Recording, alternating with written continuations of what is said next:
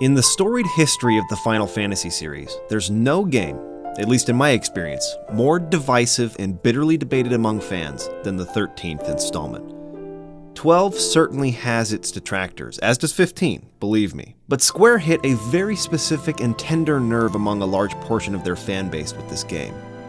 The reasons for this are varied, and attempting to sort out and analyze them has been an exhausting process, but during the course of my research and discussion, I found a ton of people who were moved and inspired by it, and coming to understand that perspective has been a pretty enlightening experience.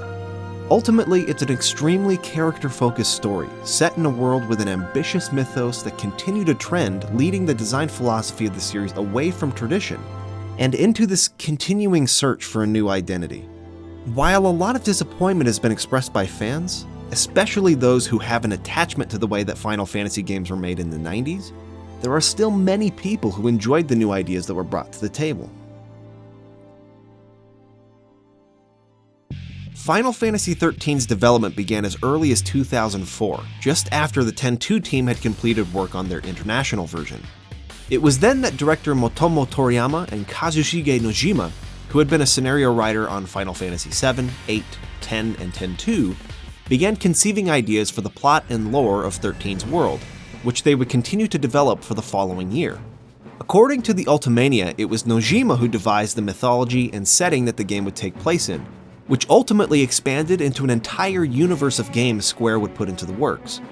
Originally, this included Final Fantasy Versus 13 and Final Fantasy Agito 13, spin-off games that would tell wholly unique stories while incorporating the same mythos and thematic concepts.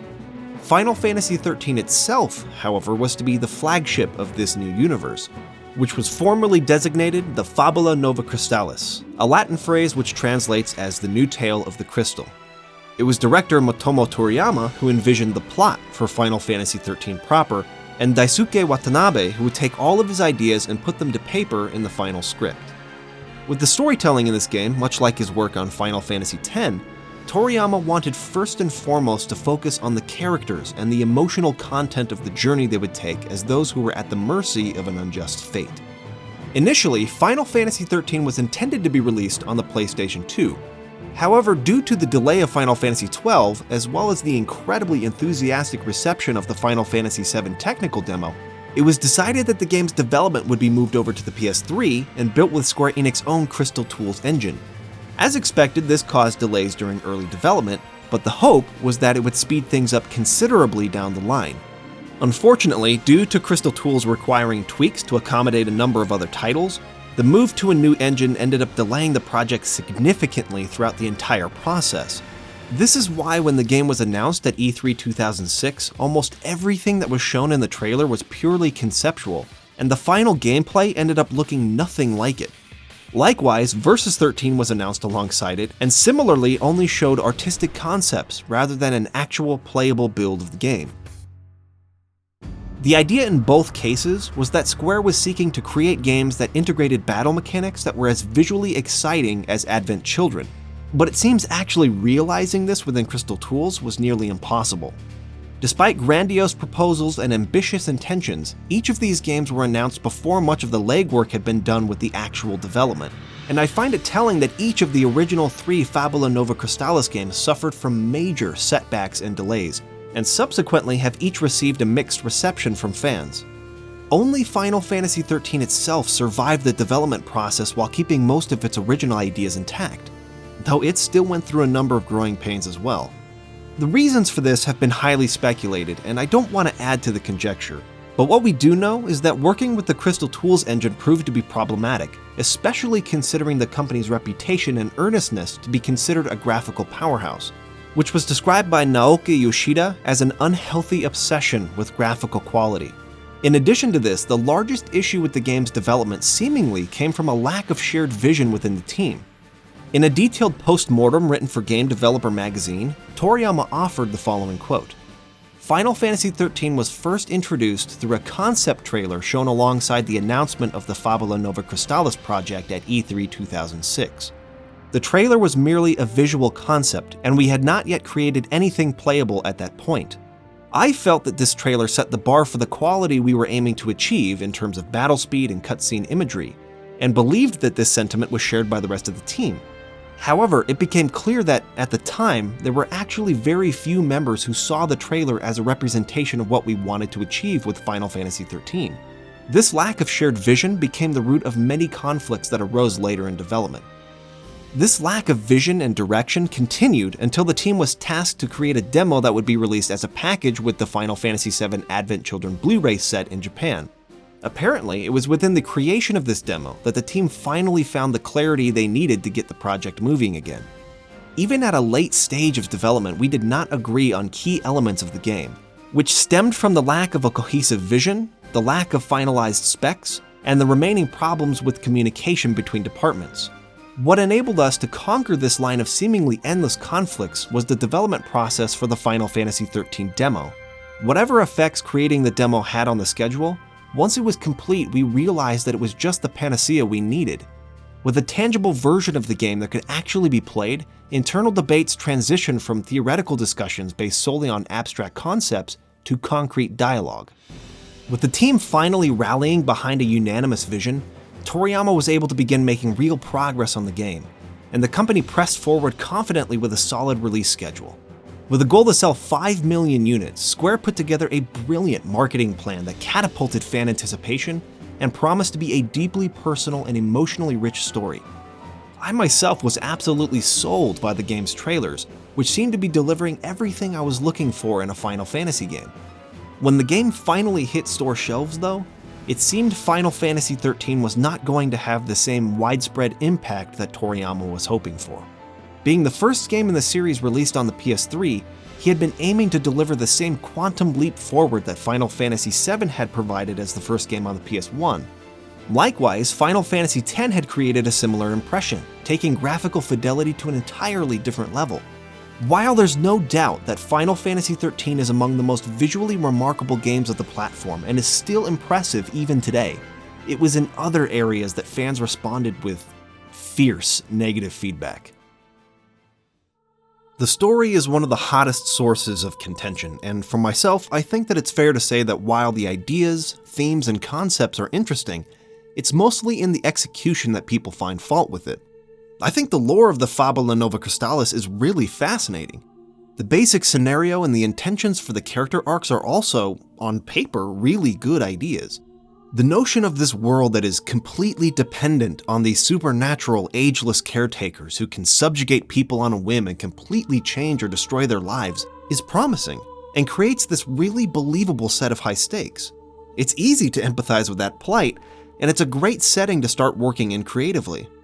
However, many people feel that the actual presentation of these ideas, the way the dialogue was written, the way the story is paced, and the events that reveal the details behind that premise, are amateurish and sloppy, making it difficult for some players to connect with the characters on an emotional level. I conducted discussions on the game over the course of several weeks, getting feedback from hundreds of players, and what I've found is that if you're more of an ideas person and usually give some leeway to dialogue and cheesy performances, then you might still enjoy it. If execution is a big deal to you though, then you'll likely struggle to settle in and feel invested, at least through the first couple of chapters, which definitely contained the worst examples of dialogue and writing that rub people the wrong way. I personally find that the dialogue throughout the game often falls into being obtuse, flamboyant, repetitive, and written on the nose, lacking the nuance and depth that I look for in character-driven stories that seek to be emotionally effective. That's not to say that it's all bad. There are definitely some standout scenes that I thought were both written and performed beautifully, but it is a frequent enough problem in my opinion to keep me from fully engaging in the narrative.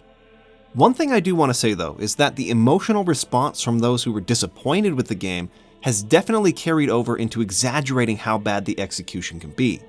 I'll agree with most in saying that the first 2 chapters are really rough, but it does steadily improve as you move through the second and third act.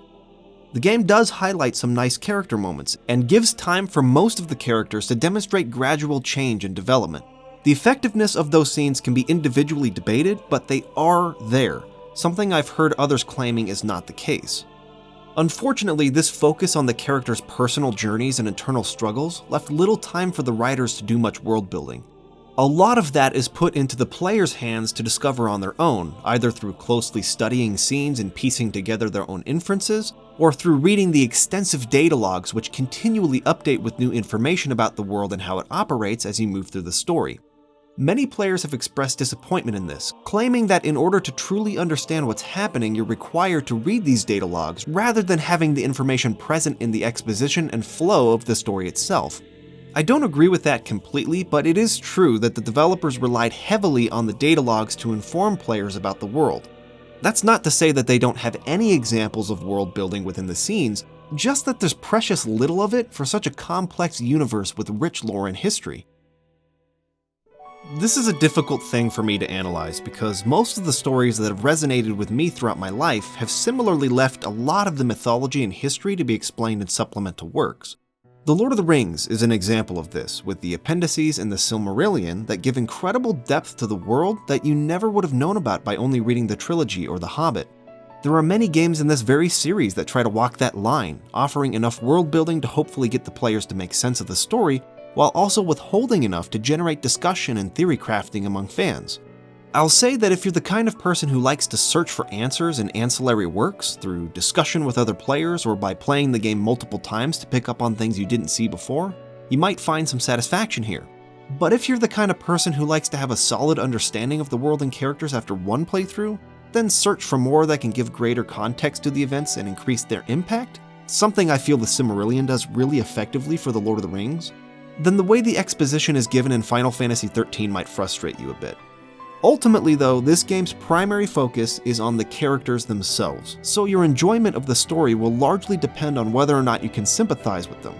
Many people find them to be annoying, and I can certainly understand that position, but others see them as deeply flawed people who are meant to be a bit unlikable at first, but then find redemption in the eyes of the audience in how they mature by the end. For me, the execution did not match the potential the characters had, and the villains are barely developed at all. But I'm definitely a person who highly values believable dialogue and clear exposition. Another criticism you'll hear a lot is that the voice acting is weak. I want to touch on this specifically because it's amazing how many people feel this way when the talent of the voice cast is so strong. Troy Baker, who voices Snow, has gone on to create an established career for himself, and is currently one of the most sought-after actors in the industry. Ali Hillis has also played beloved characters in other franchises. The rest of the cast, I feel, are all fine talents. So why is this game's voice acting harped on so much? When it comes down to it, in my opinion anyway, it's all in the voice direction. I've shared this example a few times before, but in this interview with My Outer Space, Vanille's voice actress Georgia Van Kylenberg talks about how she was instructed to emulate the Japanese actress, even down to getting very specific vocal idiosyncrasies right. Take a listen.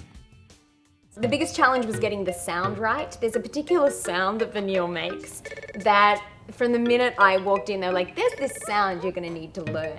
And I got it after the first session, but it was, that was the biggest thing, creating the sounds of Vanille. I would say that 450 at least of my lines included vocal quality sounds that aren't necessarily natural. May you give us a sample of one of these sounds? Sure. Say they wanted a happy reaction, it would be and sad reaction is and then running would be so it's a little bit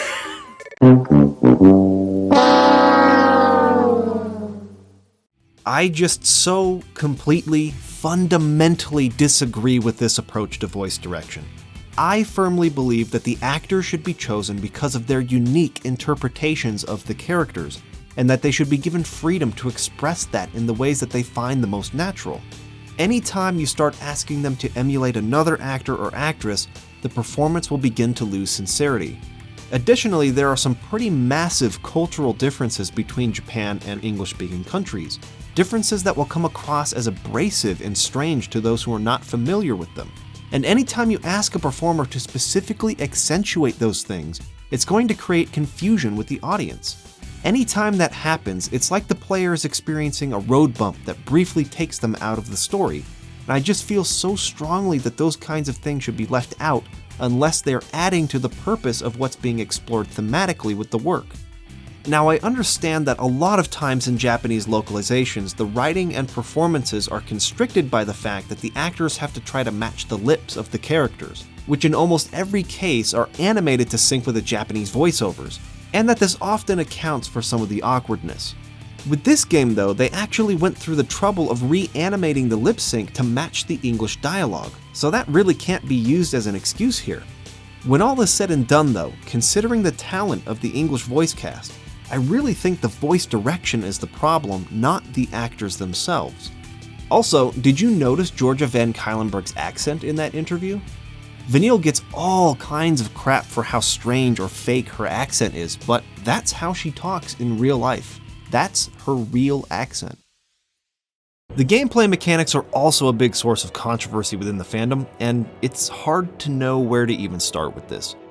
I think the overwhelming issue here that sort of pervades into all aspects of the game is its restrictive, linear nature.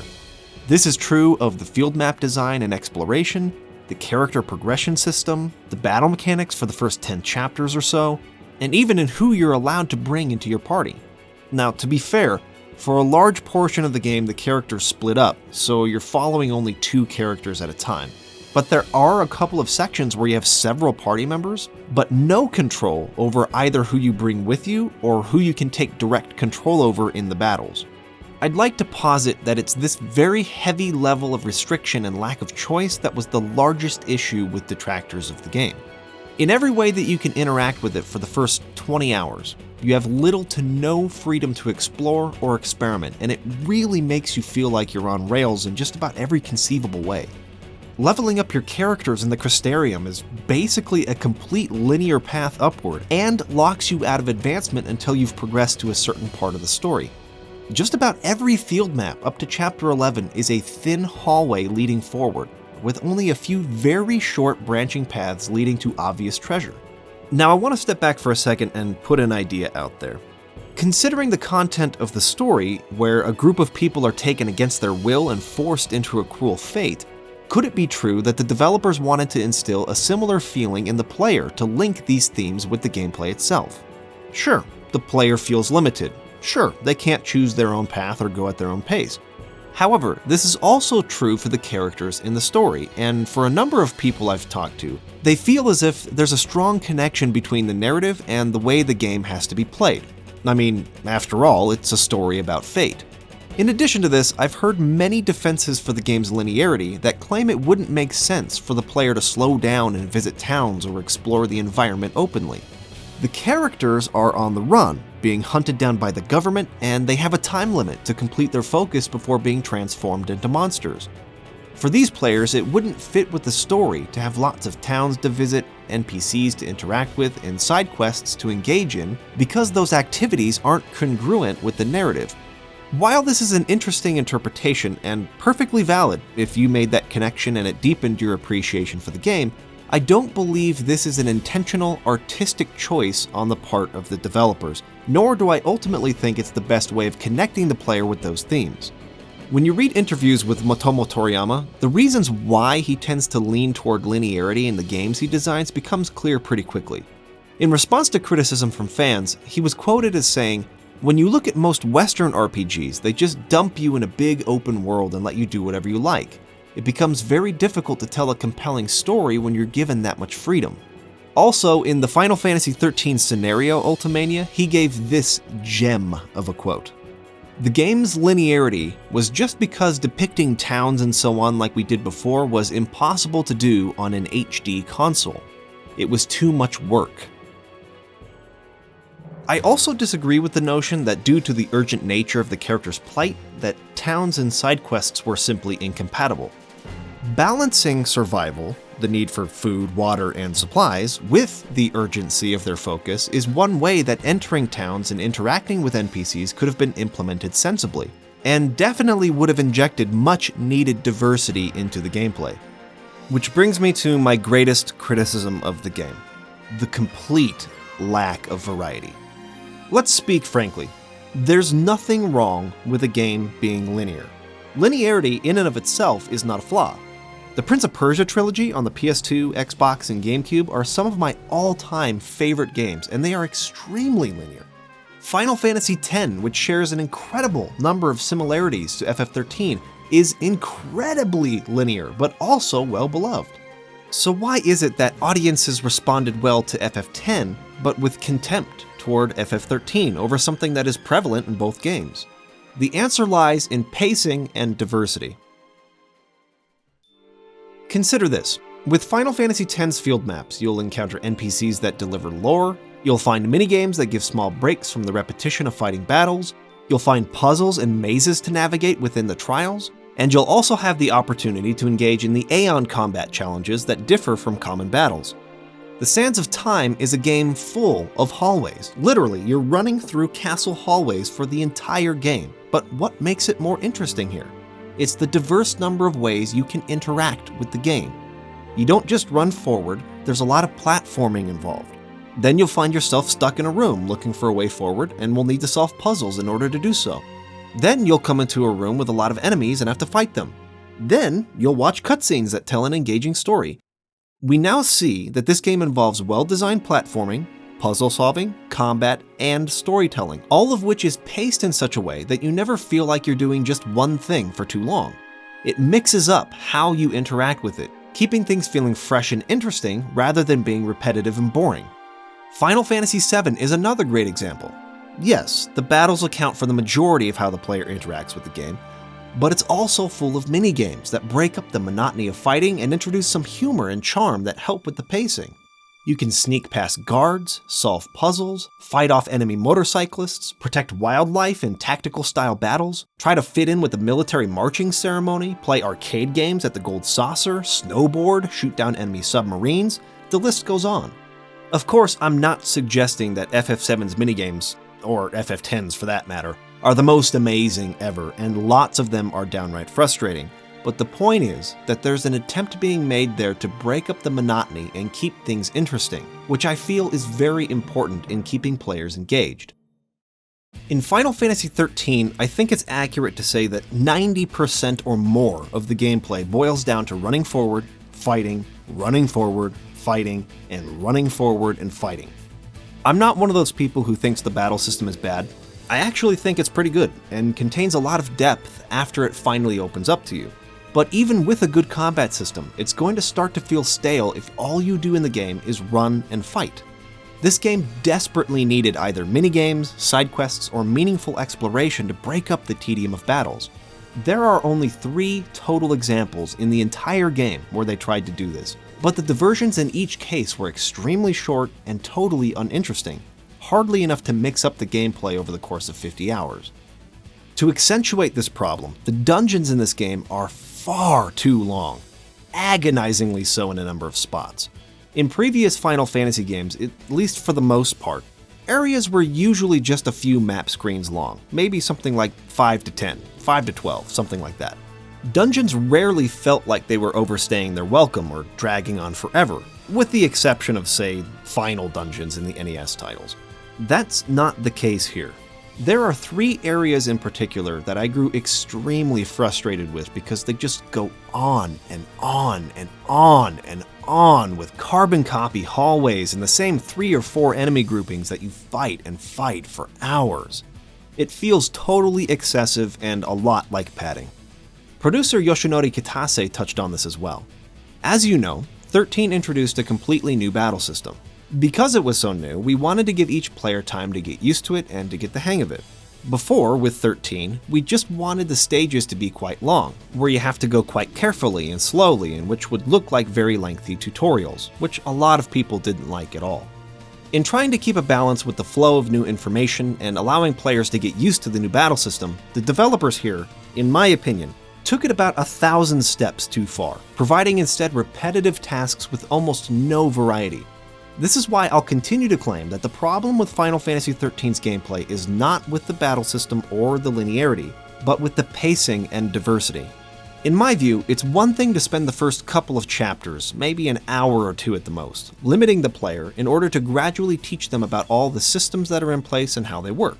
However, when we start talking about taking 20 hours to completely unlock the battle system and allow the player to start using it to its full capacity, in my opinion, you've simply taken it too far. And in the end, it really turned a lot of players off. In addition to this, there is an area of the game where the map does open up and the player is incentivized to take time doing side hunts. These are quite literally the only kind of side content there is to do in the game. I can't even really call them side quests, they're just monster hunts, a slightly different rationale to do more of the same running and fighting. There are tons of them, so if you enjoy combat, there's a lot of value this will add to your experience. Now that we've gotten that out of the way, let's actually examine how these systems work, and perhaps debunk some commonly exaggerated criticisms along the way. First of all, there's a prevailing stigma with this game surrounding the auto battle feature. You'll often hear people claim that Final Fantasy XIII plays itself, or that all you need to do is auto battle your way through the whole game. This is because auto battle is set by default to be the first in the command list during battles, and will fill out your ATB bars with abilities instantly rather than requiring you to select them manually. Let's point out a big difference from previous games in the series though. In this game you select multiple commands per turn, up to 6 in total rather than just 1. And this game doesn't feature a wait system where you can take your time to navigate the ability lists and select the attacks you want. Everything moves in real time, and it was designed to be fast-paced. This fast pace is more or less the pivotal aspect of the combat upon which every other choice was based on, in my opinion.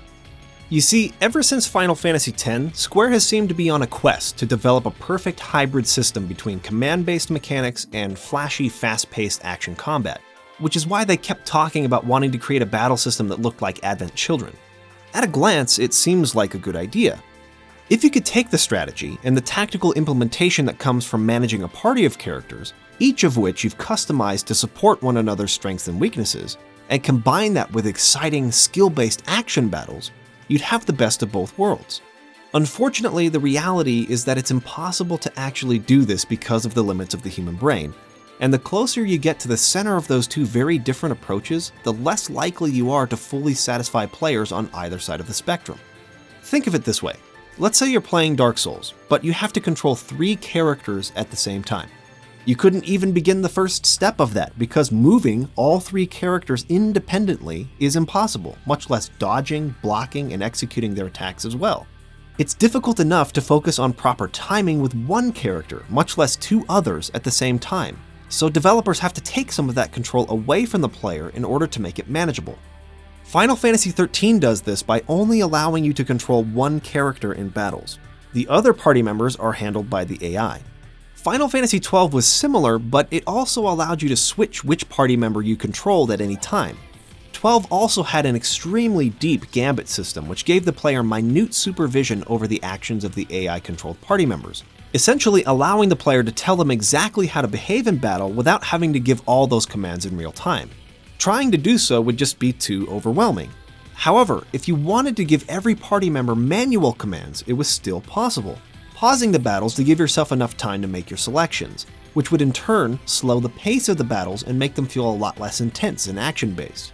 In FF13, they elected to make the fast-flowing action of the combat a higher priority than meticulous control, something that has inevitably divided many players. I believe this is the reason why the auto battle feature exists, but it's important to note that it can be changed in the options menu, and if you like the challenge, you can make all of your selections manually while trying to keep up with the quick pace. I believe this is also why they decided to only allow you to directly control one character during battles, but it is a bit puzzling why they don't give you the option to switch characters during combat. The AI handles things decently for the most part, but there were certainly times where I would have definitely preferred that the AI-controlled healer prioritize things differently, and it would have been nice to have some level of control over that. You see, Final Fantasy XIII doesn't have a gambit system like 12, so you can't really customize at all how the AI acts. The only form of control you're given over your party is in the pre-battle selection of paradigms, which are essentially combinations of this game's classes. There are 6 total classes, or roles, in the game, and while each character can eventually obtain all 6, for a vast majority of the time, they specialize in only 3. More on character progression in just a minute, but the point is that again, the only form of control you have over your other party members in battle is to select which roles they'll be able to switch between, but how they act is totally out of the player's hands. This can lead to frustration due to the fact that when the party leader, or the player-controlled character, is defeated, you get an automatic game over even if the rest of the party remains standing. However, a game over here isn't nearly as punishing as it was in previous games. You don't get set backward to a previous save point, but generally just appear in front of the enemy you just lost to and can try again. All of that being said, I think there's a decent amount of depth to be found here. Of course, much of what I've described or will soon cover becomes available so slowly that for a majority of the opening act it really does feel like most of the battles only require you to hit the auto battle button without any thought put into what you're doing. There's definitely some truth to those sentiments, but you certainly can't get through the entire game, or even the majority of the game like that. There are a number of pretty tough fights that come within the first 4 chapters that will require you to use paradigm shifting adequately, and to utilize buffs and debuffs effectively as well. In fact, I would say that the usefulness of buffs and debuffs in this game is one of my favorite features. In many of the previous games, there were so many abilities that ended up sitting unused in a long, cluttered list because they ultimately just weren't very effective, some of which I would never even touch. In FF13 though, a vast majority of your abilities remain useful throughout the entire game, and the buffs and debuffs are essential to success against late game enemies and bosses, which I think is great. Unfortunately, I don't think the game does enough to incentivize players to really optimize their strategies like that. There's a star ranking system after every battle that I believe was an attempt to do this, where getting a higher efficiency rating gives you better item drops, but those rewards aren't nearly significant enough to fulfill that purpose in my opinion. One of the players I spoke with in preparation for this review, a speedrunner who goes by the name of Mr. Zwanzig, described the battle system by saying it's a game that has a lower skill floor to beat than it does to enjoy it. I thought that was fairly profound. You can get through the majority of this game with a basic setup that you use in almost every fight, but the battles will be long, tedious, and dragged out if you do so, and you'll constantly get low star ratings. If you learn to maximize your efficiency, however, you'll find yourself zipping through battles and really finding the flow that I think the developers were aiming to deliver. It's unfortunate that so many of the good parts of the battle system are kept away from the player until you reach Chapter 11, but according to the players I've spoken with who really enjoy post-game content, Final Fantasy XIII has a lot to offer. I don't personally like to get into post-game content myself, but this is a sentiment that I found was pretty widely shared among those who do. I also don't really like the way weapon upgrading works. It's a little tricky to explain, but basically, you can find 2 different types of components for upgrading weapons: organic parts and mechanical parts. Organic parts are used to increase an experience multiplier, which is then used with the mechanical parts to boost the weapons with as much EXP as possible. That's all fine, I guess, but I found that the game didn't offer nearly enough components as rewards from battle, nor did it give enough money away to buy those parts so as to allow you to experiment with upgrading a fairly robust number of weapons. You either have to do a lot of grinding, or wait until super late game enemies drop items you can sell for a lot of gil before you can really collect enough resources to experiment, which is a shame. One fairly significant change to Final Fantasy XIII over previous entries is the fact that the party is fully restored after every battle. This changes the nature of the game in a profound way. In previous Final Fantasy games, resource management was a big consideration. You knew in the middle of a dungeon that you'd need to keep your MP up to fight a boss at the end, and might need to bring and use some restorative items as a means to keep yourself prepared for that. In this game that isn't the case, because like I said, after every single battle all of your characters are immediately healed. The game also doesn't utilize MP at all. There is a TP gauge, used for a very select number of abilities like summons, but it really isn't a factor most of the time since summons are virtually useless for dealing damage, though they do give your entire party a full heal, and the other abilities tied to it are needed so sparingly that you're guaranteed to refill your TP gauge before you'll find yourself using them again. This puts the focus of the game on surviving every individual encounter rather than on surviving a dungeon, and leads to what I would consider to be the toughest set of regular encounters in the entire series once you've progressed through the first couple of chapters. You can easily find yourself getting wiped out if you aren't paying attention. I like the idea there, an attempt to make every encounter meaningful, but I certainly also see why some players might miss the resource management of previous games. The major goal with the combat is tied to the stagger meter. The stagger meter is essentially a damage multiplier, and the higher you drive it up, the more damage each of your attacks will do. The idea is to build it up and stagger your enemy, which basically accounts to stunning it for a brief period of time. While the enemy is staggered, it's vulnerable, and you can choose to either go all out on the offensive at that point, or spend a little extra time continuing to drive up the multiplier before delivering massive damage. Whether you choose to do the former or the latter will depend on the enemy type, where the effectiveness of either choice is contextual. It's a fairly simple idea, and the fact that it's basically what you do in every fight can make battling seem a bit repetitive. In my opinion, it would have been nice to add a little variety to the combat by making your own party vulnerable to being staggered as well, which could have necessitated some really heavy defensive paradigm phases and gone a long way to mixing things up. Ultimately, I think this battle system is bound to be polarizing, but if you don't mind the fact that you can't control your full party, which a lot of other JRPGs do as well, and if the notion of fast-paced combat with buffs and debuffs that are actually useful for a change sounds exciting to you, then you might find that there's a lot to enjoy. Character progression is also one of my larger criticisms with FF13. It's all handled via the Crystarium, which is where all of your character's stat increases and abilities are earned. You don't level up in this game like you would in most RPGs, meaning your characters don't have a number associated with their current level. Rather, through fighting battles you earn Crystarium points, which you use to unlock both stat increases and new abilities within the game's 6 roles. Those roles are Commando, a class primarily concerned with dealing physical damage, though it does come with a few spells. Ravager, a class most closely associated with the Black Mage job of previous Final Fantasy games and which is primarily used to drive up the chain gauge. Sentinel, which is this game's tank class. Saboteur, which inflicts status effects and debuffs on enemies. Synergist, the opposite of Saboteur, which casts buffs on your party. And Medic, which is self-explanatory. Through a large portion of the game, each character is only given access to 3 out of these 6 roles, and they can't be chosen by the player. That fact is actually fine with me because the roles for each character were selected in a way that makes sense with their temperament and personality. And as a brief note, I have to say that this game does a pretty good job of telling its story through gameplay systems like that. Down the line, it also actually gives strategic value to the choice of who you bring with you into your active party. I also really like the fact that the abilities earned within those roles and at which points on the Crystarium are different for each character. So, for example, if we look at Saz in the Synergist role, he earns access to haste a lot earlier than Hope does. But Hope earns access to a lot of good buffs within that role that Saz can't get until later. This created situations where I could go into certain battles knowing I wanted haste, but also realizing I needed Hope's ability to eliminate some nasty debuffs from my party. So the question became, which set of abilities do I ultimately value more in that situation? It's choices like these that make a pretty big difference on how tougher battles will play out, and causes the player to adjust their strategy.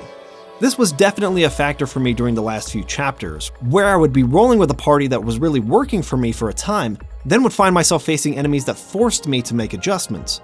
That was when the game's combat started to click with me a little more and became a lot more interesting. The utility of actually working up through the Crystarium to earn these abilities, however, seemed really dull and inefficient in my opinion, mostly because these paths are incredibly linear. With how the game is paced, if you generally fight each enemy you come across, you'll earn just about enough CP to make your way up as far as the game allows you to go within the 3 roles the characters have access to, so it seemed to me like the process might as well have been automated. However, if all 6 roles had been unlocked for the characters earlier in the game, then there might have been some choice and consequence tied to how you choose to proceed through the Crystarium and which roles and abilities you'd like to focus on. The Crystarium bears some resemblance to the sphere grid of Final Fantasy X, but it's definitely more limited in practice. When it comes to the music though, Final Fantasy XIII generally tends to see more positive reception.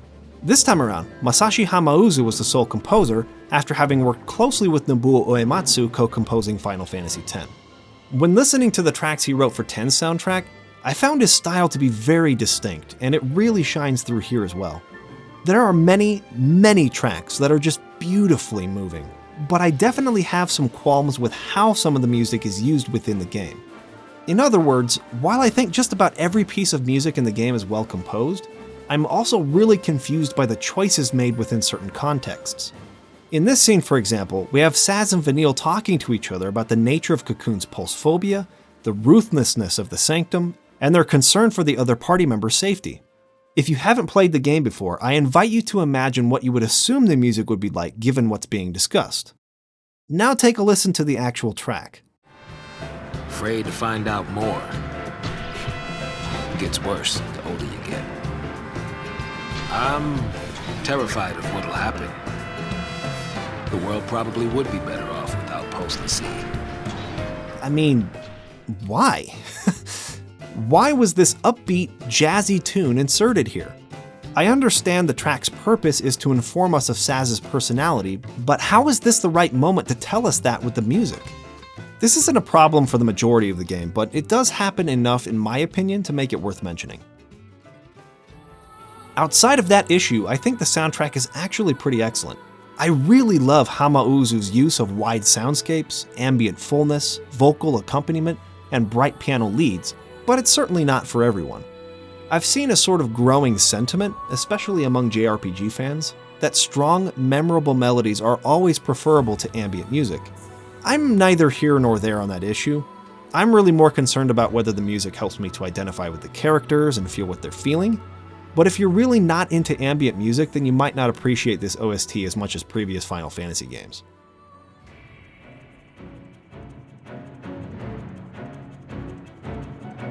The game's main battle theme, Blinded by Light, is yet another source of divisiveness that so perfectly summarizes the overall landscape of opinions of this game.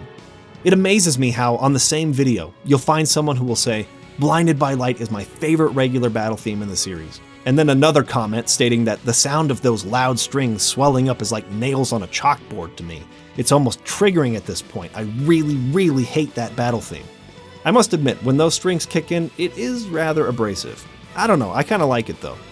In any case, I'm glad Hamauzu is still doing work for Square, most recently with World of Final Fantasy, which is also excellent.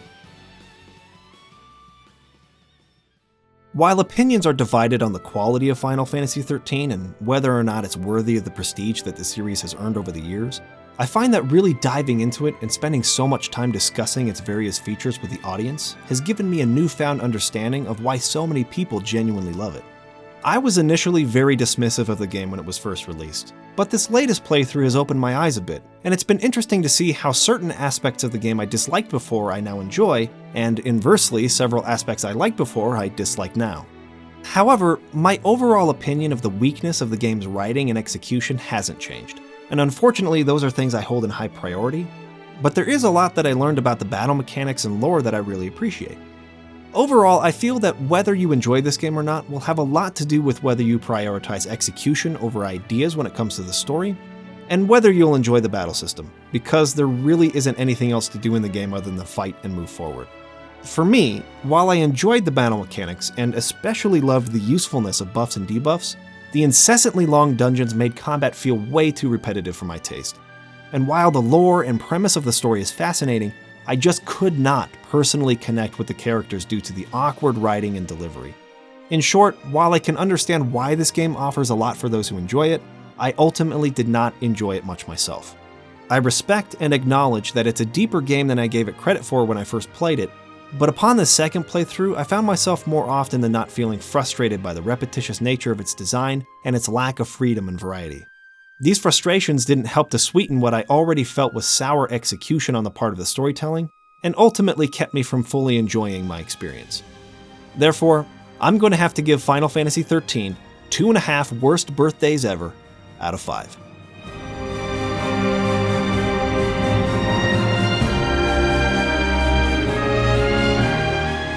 This video was made possible largely in part because of my patrons. If you like what we're doing on the channel and want to support us, please click on the Patreon logo and donate today. If you'd like to see more of my Final Fantasy reviews, you can click on either one of the top 2 links. Thank you for watching, and have a great day.